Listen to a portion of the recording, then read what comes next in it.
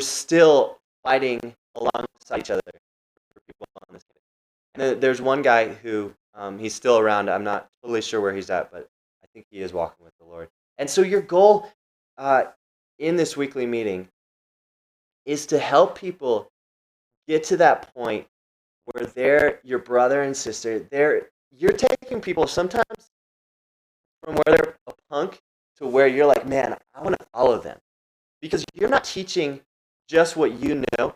You are bringing them to Jesus. And when someone has an encounter with Jesus, a real personal relationship with him, uh, they can become someone that you would look up to and that you would follow. And so I think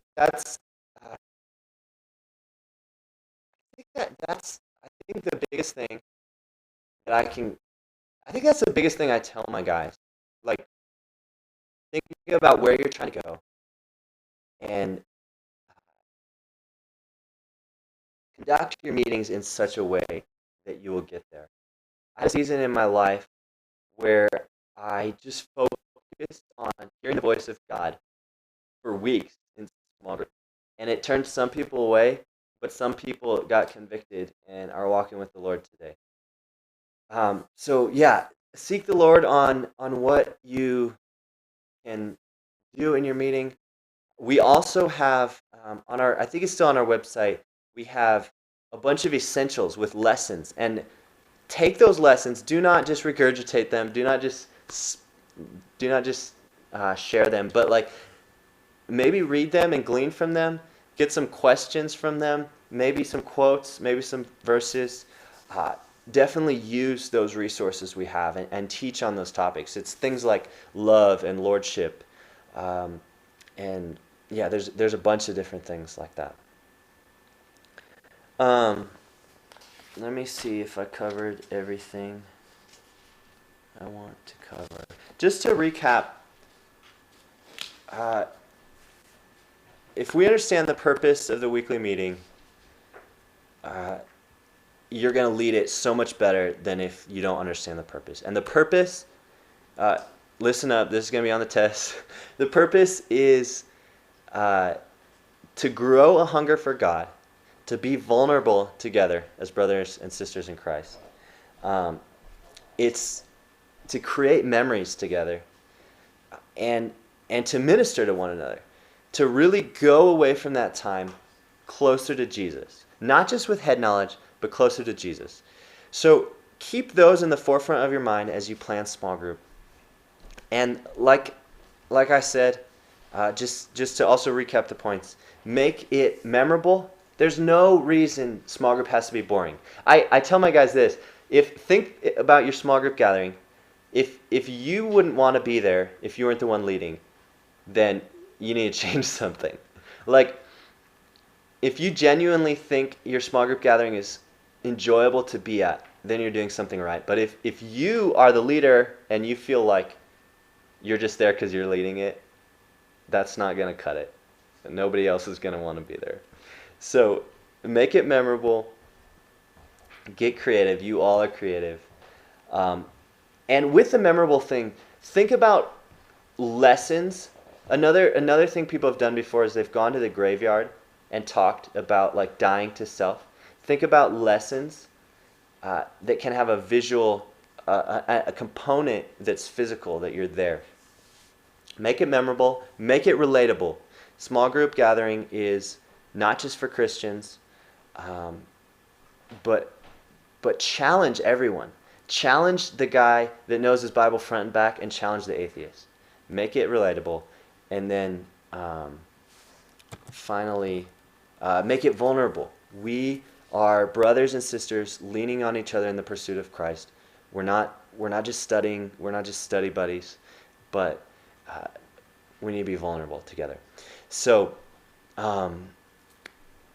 yeah, I'm excited for you guys in the fall to get into leading your small group gatherings. Now we're going to take a break, and then we'll hear from Nate. Before we do that, hey guys, thanks for being flexible with us. Part of campus ministry is learning flexibility, and we are definitely kind of adjusting with that. We've been traditionally working from Foothills Church, which has been graciously letting us use their facility. They're doing some revamping of their facility right now, so we were trying to transition it to my house, but obviously had a few bugs that we hadn't worked out before it started. We are actually going to transition now. We're going to take a break, but we're transitioning back to the YouTube channel.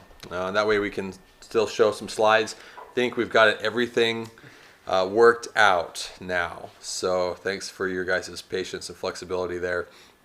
But we will only have one more class, and then I'll give you guys some instructions for the final exam, and we should be good to go. So again, we will transition over back to the YouTube channel, just make it a little bit smoother and a little more helpful for us on the tech side.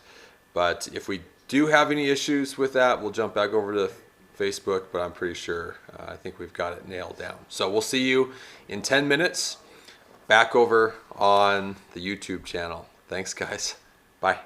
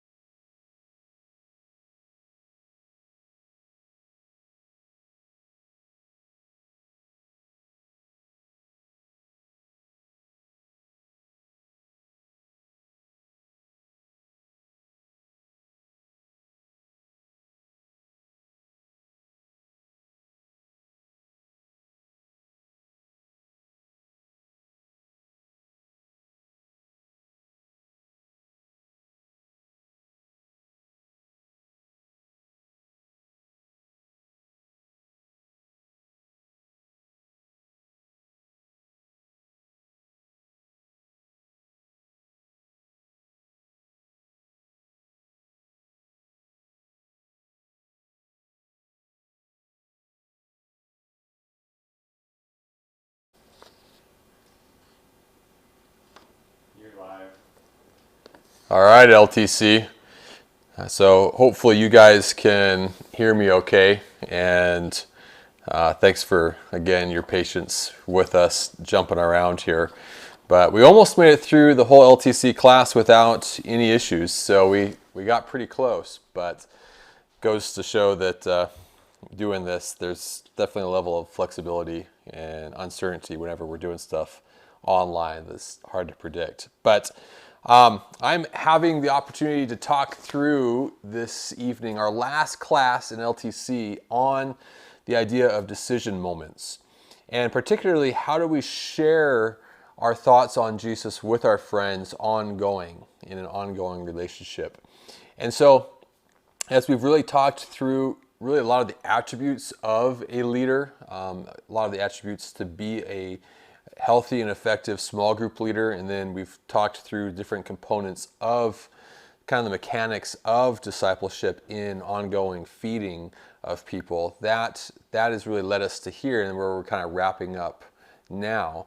But one of those key components of that ongoing feeding of those friends around our life that we're ministering to is just that idea of how do we create those moments in their lives that grow them in their walk with the Lord.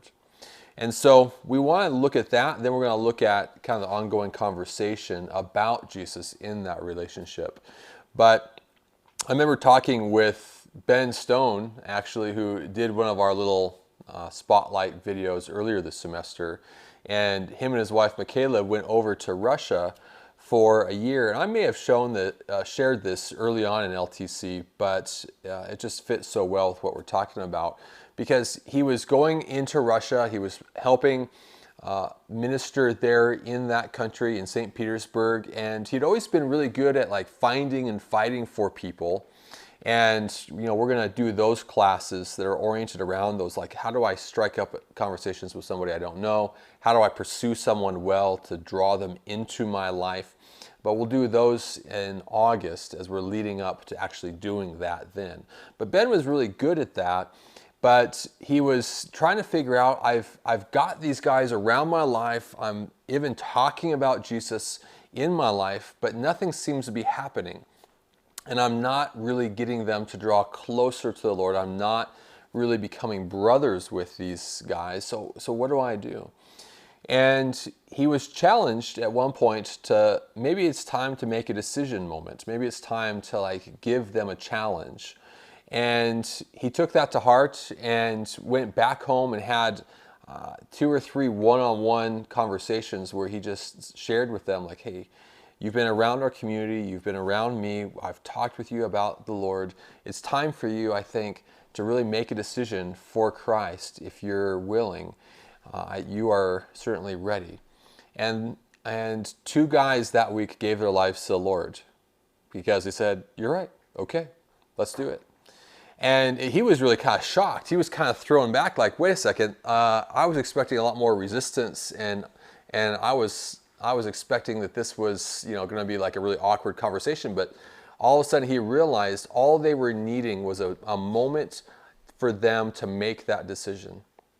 And we talk about that, and where we most often see that expressed is maybe in the corporate service. So we see the generic calls to a decision moment, and those are really good. Those actually have a very important strategic place for you, because if you bring people to Thursday night Outpost and we do like a call to respond or to connect with your small group and talk through those things, that really can help stir those things forward in a big picture sort of way. But you have a very unique capacity that we don't have from the front, that you have the ability to look at that person in their eyes, in the relationship that you've built, and say, hey, this is a moment in time where you have incredible potential, and I believe in you.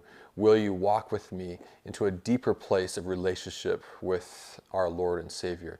And so that could be a deeply powerful thing. But I want to talk through just some basic concepts of how do we create decision moments. And so one, I just want to talk a little bit more about what is a decision moment, and then why do we do a decision moment, and when do you decide to do that, and then how do you do that? So just kind of the full, four components to that: the what, the why, the when, and the how. So what is a decision moment? Well, a decision moment is any time that you're creating an opportunity for someone to respond to Christ in a new or greater way. Anytime that you're creating an opportunity for them to respond to Christ in your life, through your life, that you're giving them a moment to decide to move forward in a deeper or a new sort of way with the Lord. Now, does it always have to be confrontational? This sounds like I'm talking about confrontation. And certainly confrontation may be a component here. If we're dealing with sin, that may be a thing that happens, but it doesn't have to be. It can be invitational. It can be just a thing that's we're saying, hey, I believe in this great potential that you have.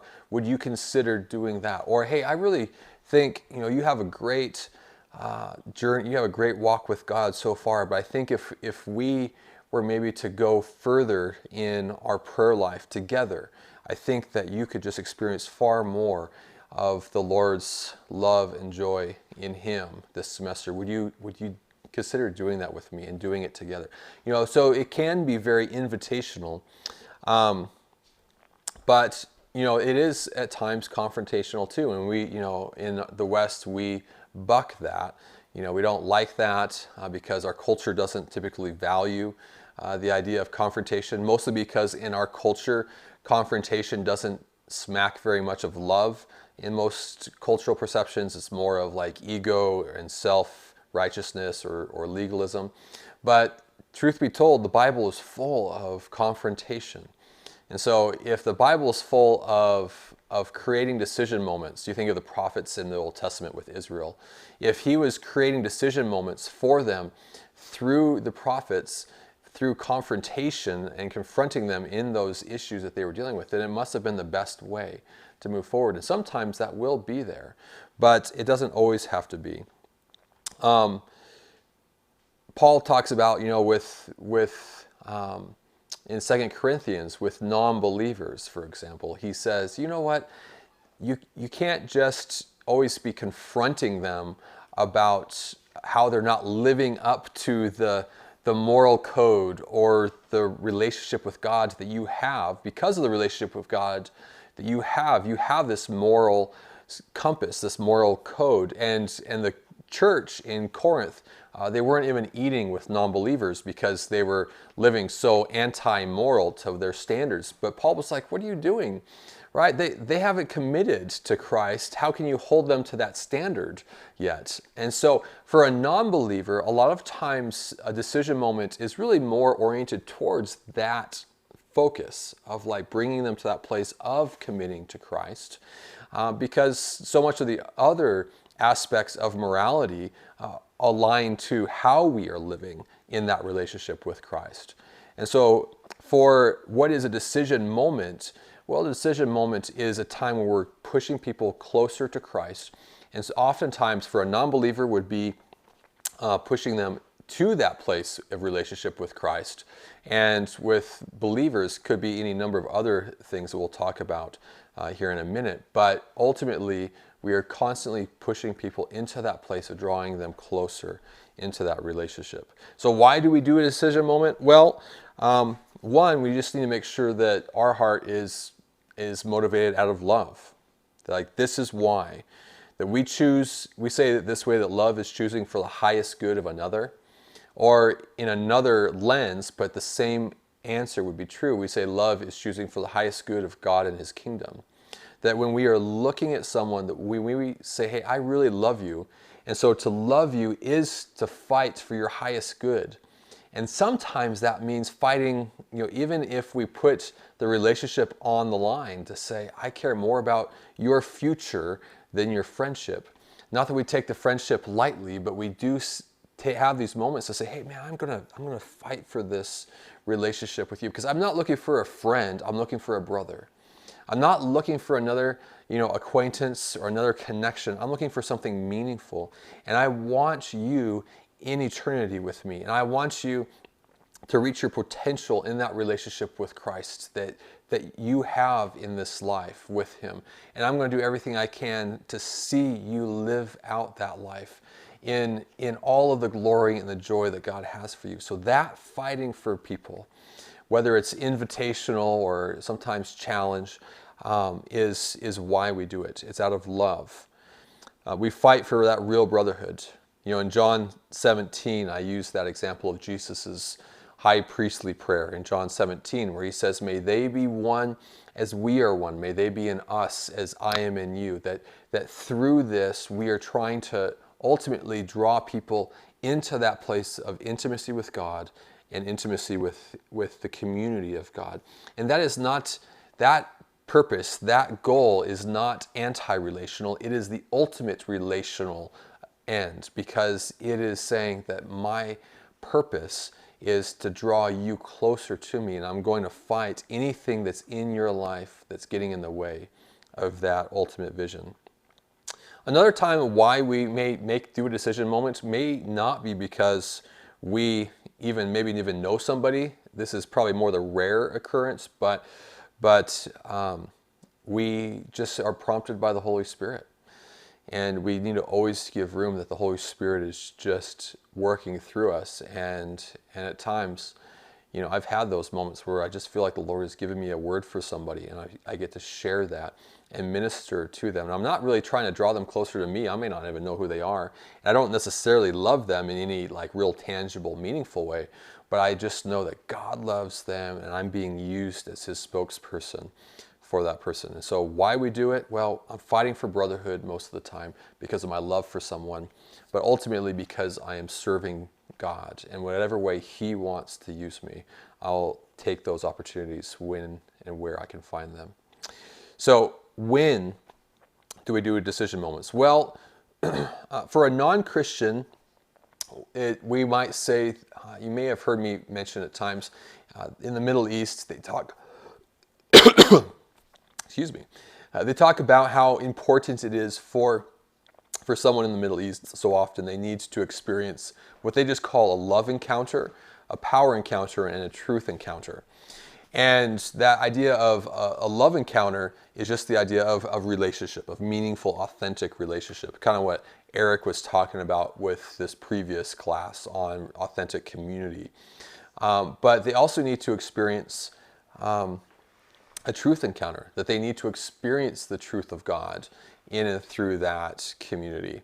And then really through all those things, we need to see the power of God move in people's lives and that power encounter.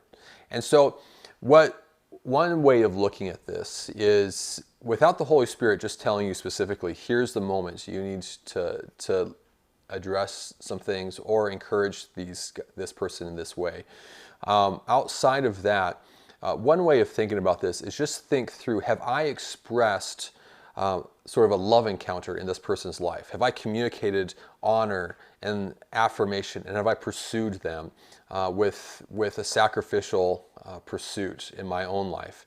And have I been intentional to communicate who God is to them? Have I shared the love and the truth of who God is and his salvation work? Well, if I have done those things, then ultimately it's probably about time to start making a decision moment in their life if they haven't yet responded to that in and of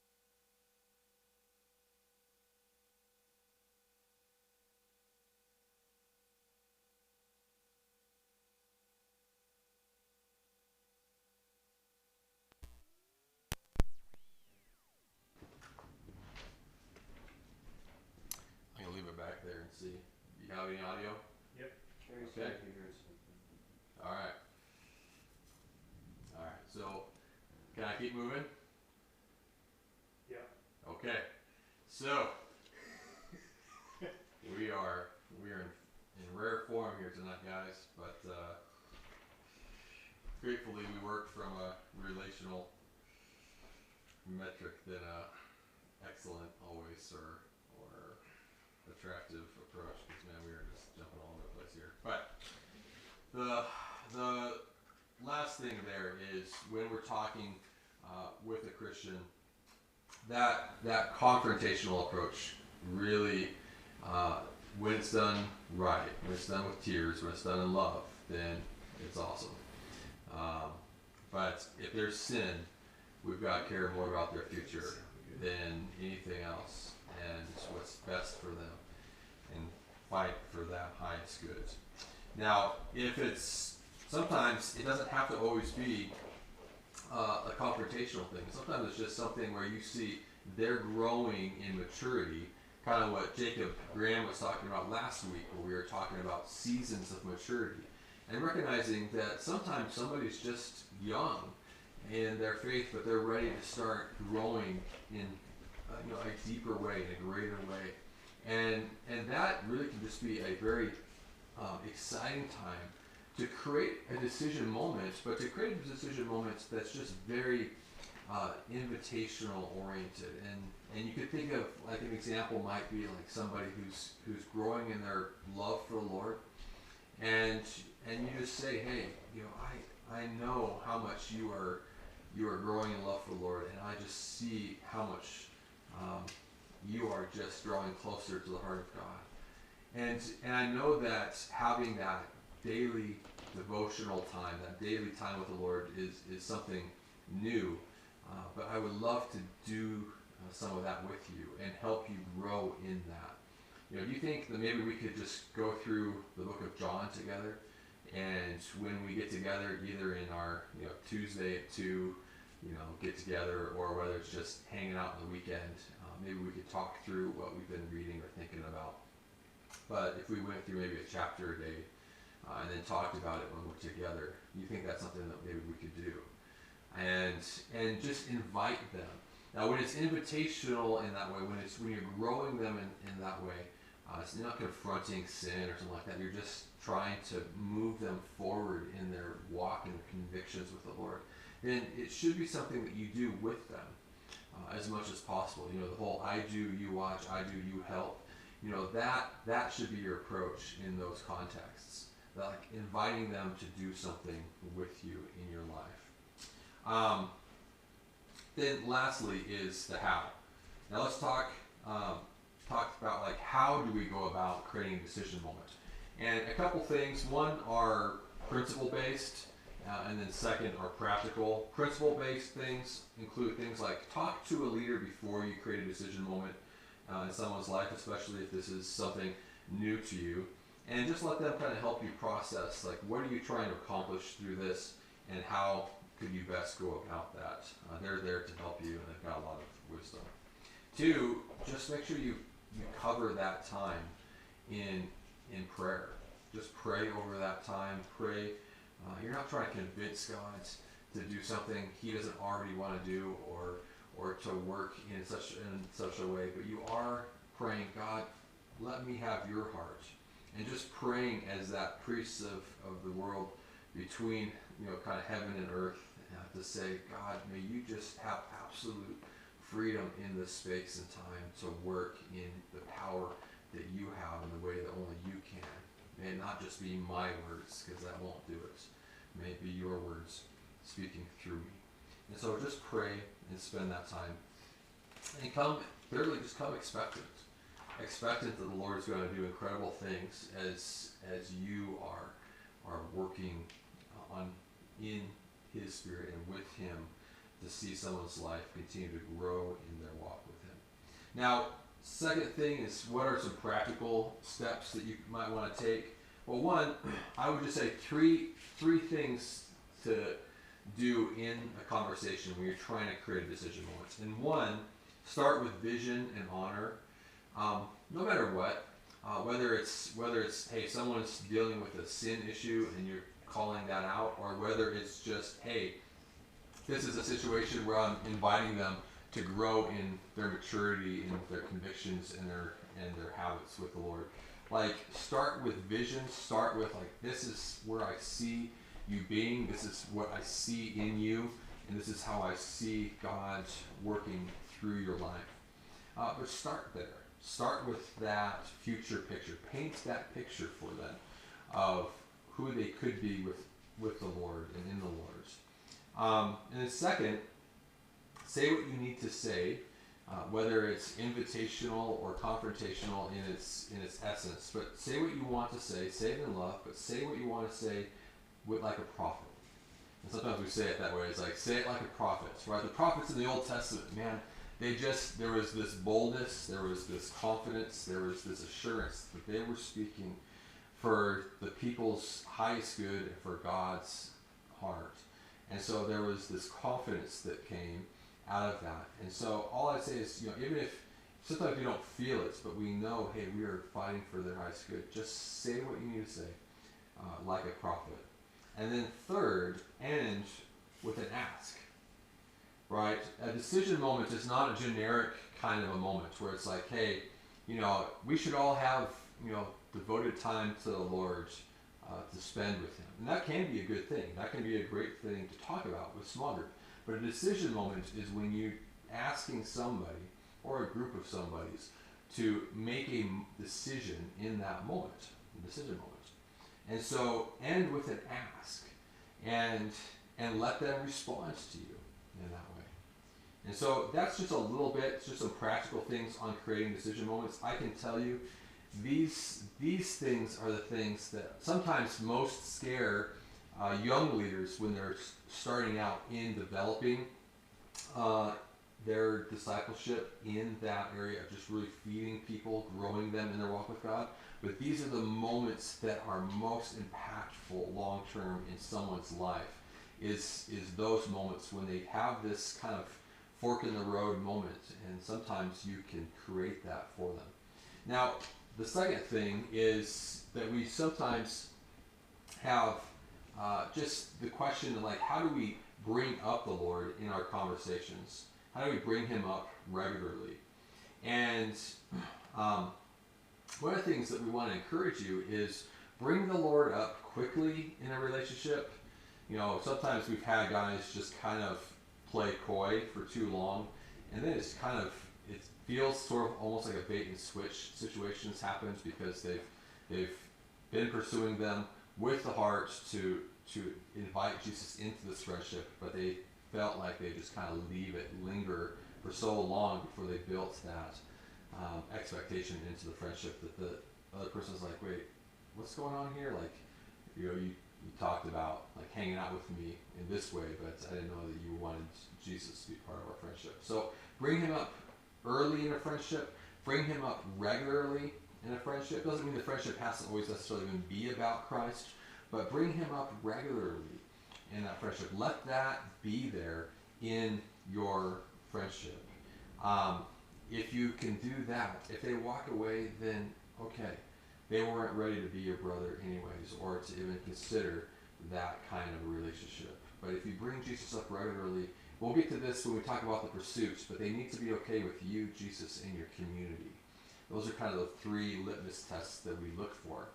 But every time that you have time with someone, learn to just bring Jesus into that friendship.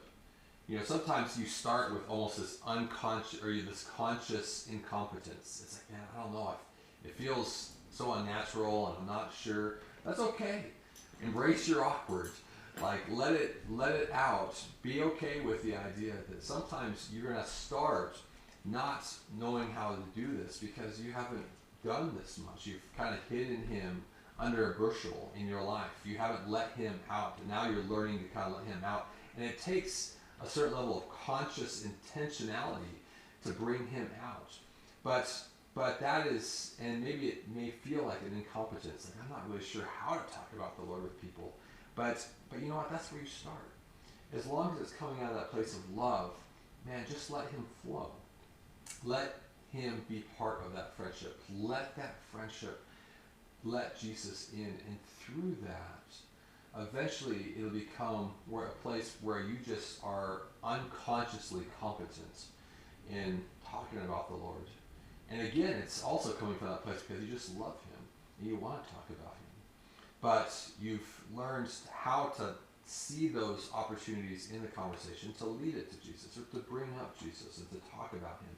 But a healthy relationship where, as a small group leader, it's growing in that place of feeding people well is not just at your weekly meeting, here's my Bible study, here's our lesson plan, or here's our thing, but one that is just letting God flow through that friendship. And some of the most impactful relationships in small group I have seen have been ones where the small group leader just was intentional to bring Jesus up regularly, and through that, incredible transformation would be the result ultimately through that intentional, regular time of just making Jesus a focal point through that friendship. Now, some principles to work from, and then some practicals, and then we're going to wrap up here. Some principles: when you're talking with somebody, and you bring up Jesus, don't get defensive, right? If they're like, dude, that's a bunch of bunk, and this is why, and this is just that stuff, I don't have any interest in that. Don't get defensive. Have thick skin, as my dad used to say, or let it be like water off a duck's back, right? Don't feel like you have to argue to win. You're not trying to win. You're just trying to introduce them to Jesus. You remember the analogy maybe from our first couple of weeks where I talked about the first time I saw an iPhone, right? I just thought it was the silliest thing. You spent how much money for this thing, right? They're going to think that about Jesus too. You're just introducing Jesus into their lives. And so don't be defensive. Be gracious with how they respond. And 2, embrace your awkward. Kind of said that for a second, but that's not because it's really going to be awkward half as much as you think, right? You think the first time you bring up Jesus, you think, oh man, it's going to be, it's going to be weird, awkward. There might be times where that is the case. You know what? That's loving Jesus and fighting for their highest good. But just embrace it. Sometimes it may feel like that while you're learning to bring Him up. But that's not your goal. Your goal isn't to just be like, okay, well, Jesus is awkward, and anytime I talk about Jesus, it's going to be awkward. That's not the goal. Your goal is to learn to come into that place of learning to bring Him up in a natural, organic sort of way. But pursue intensely and come across casually. We'll talk about that a little bit more when we talk about pursuit. But it's just the idea of be intentional, but don't make it more awkward than it needs to be. Learn to lead conversations to Jesus because you want to talk about Him. And so when you're talking about things, you'll find those opportunities in conversations to bring Him up. Practically, ask a question. Ask a question, open-ended, that might lead to Jesus. Before you just jump in, you're hanging out with somebody, you guys have been just hanging out playing a board game or something. Before you say, dude, I was reading this in my Bible last night. Say, dude, have you ever thought about how the Bible teaches this? Or have you ever thought about, where morality comes from? Or have just open it up and ask a question, open-ended question, not a yes or no. Have you ever read the book of John? Okay, well, let me tell you about what I was reading in the book of John. No, just ask an open-ended question and let them share whatever they do. If they don't say much, or if they say whatever they say, that's great. But share what you've experienced or thought about. Your open-ended question should be something oriented around something that's in your heart, something that's in your mind, something that you're thinking about. But share what you've experienced or thought about. With my little boys right now, I'm learning to share my experiences, and not even something that just happened like today or yesterday, but about my life. It's like, man, and there's sometimes smaller things, not just like these huge earth-shattering moments, but just trying to introduce them to my walk with God by sharing my stories and my experiences with Him on a regular basis. Then third, let them respond, right? And they might not respond at all, be like, that's boring or annoying or whatever, or they may think, that's really interesting, I was thinking about that, or or I was thinking about this, or this is how I see that. And again, if they have a different perspective, don't be defensive about it. But lastly, move on if they don't engage or it gets overwhelming to them. Sometimes I actually will even have times, this may, take this with a grain of salt, but I'll have times where I'm starting a relationship with somebody. And in fact, I found it was funny at the beginning of the school year. I was with Jacob Graham's resource group on a camping trip. And I had 2 or 3 conversations I was just having over the campfire or while we were hanging out, where I was able to just lead the conversation to a faith conversation. And it was great. And some of them were just kind of like, it didn't seem to go very far. But all of a sudden, I was in the camp, around the campfire, and everybody was kind of listening because we were having the biggest conversation. Because I had asked the question to one of the guys sitting next to me, and it led down this long discussion about Jesus. But I realized that if all of these guys caught from me was just my love for Jesus in my conversation, I was going to walk away from that, and they were going to think, I'm either going to hang out with Nate or not hang out with Nate if I have an interest in talking about Jesus. So I actually intentionally brought the conversation to Jesus because I wanted to talk about him, because I love him. And I want them to love him. But I also know they weren't, a lot of the guys that were standing around me weren't really guys who'd ever thought much about this. And so we had talked more than enough to give them some food for thought, if you will. And I intentionally ended the conversation about Jesus to talk about things that just would let them kind of have a little more sure footing. I can't remember if we talked about the Broncos next, or what sports teams they loved, or something, simple like that, or what their classes were they were most excited about for the semester. Like, I intentionally brought the conversation to Jesus because I want to talk about him, and I intentionally ended the conversation about Jesus because I wanted them to not feel so insecure hanging out with me in the future that all that they were going to have to do is have a thought about Jesus if they were going to talk to me, and realize that they couldn't have a friendship outside of that. So, move on. If it has a good conversation, great. If it doesn't, that's okay. But every time you hang out with somebody, try to bring it to Jesus so you can share your love with him in a meaningful way. You're bringing them into that deeper relationship with you through that process. But then, feel free to let the friendship also just be on a sure footing where they're comfortable. But over time, keep bringing it to that place of loving Jesus.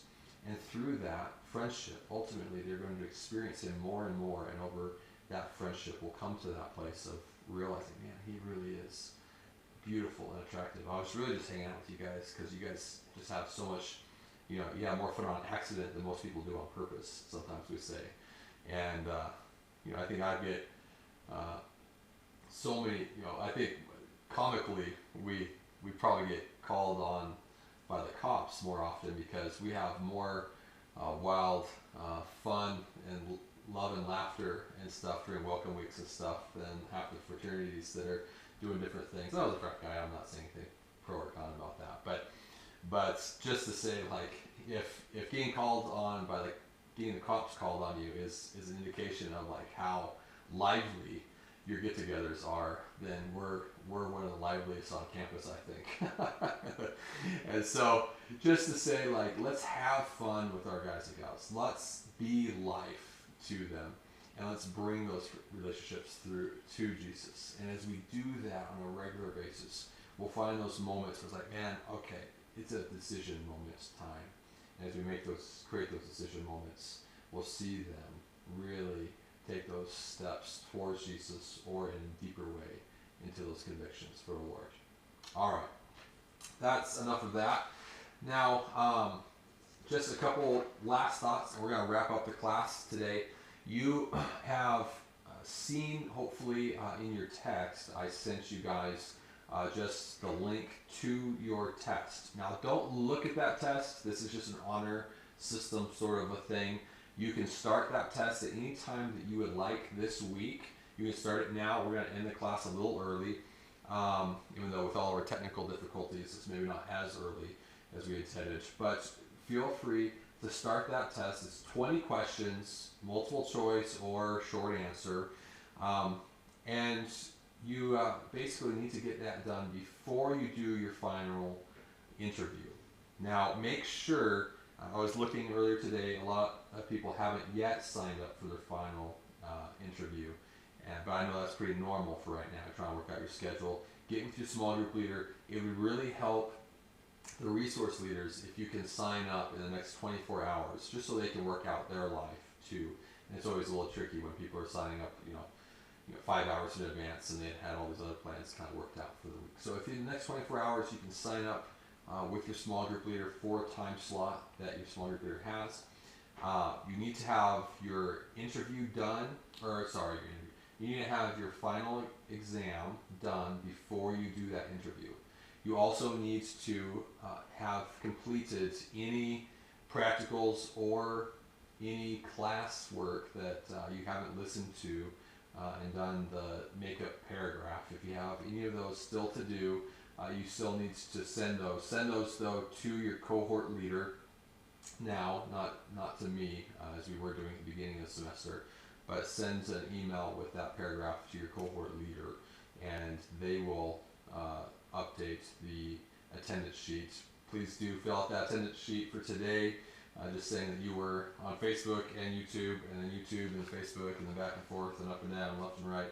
But we'll kind of do that, and we will continue. We'll basically do the interviews this week, and I'm excited to get to step in on some of those with you guys, and your resource leaders are excited to have those conversations with you guys.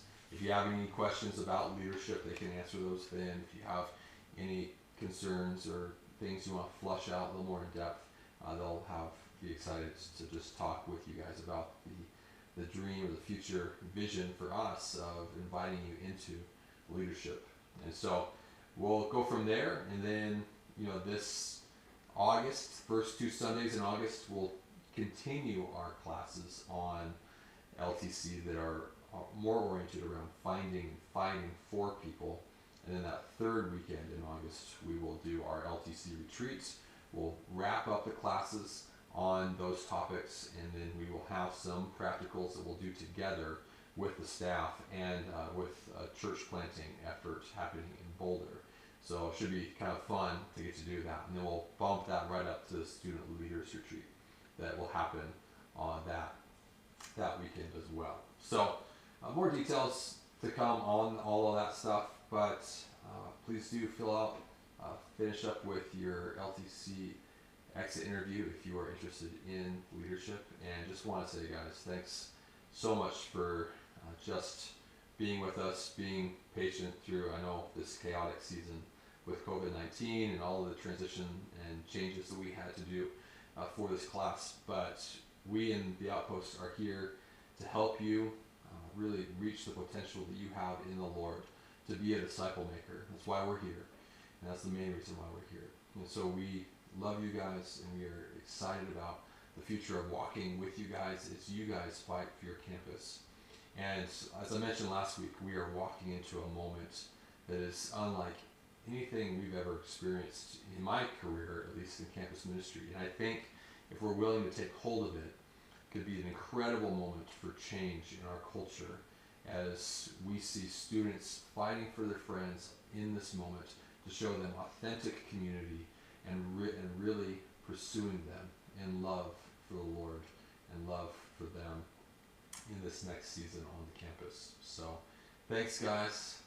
Grateful for each and every one of you. It's been great to get to know you guys at least a little bit, and excited about the future with you marching together in next semester. So love you. Have a great night. Go ahead and take that test anytime you'd like, and we will see you this week at some point with your interviews. All right. Bye now.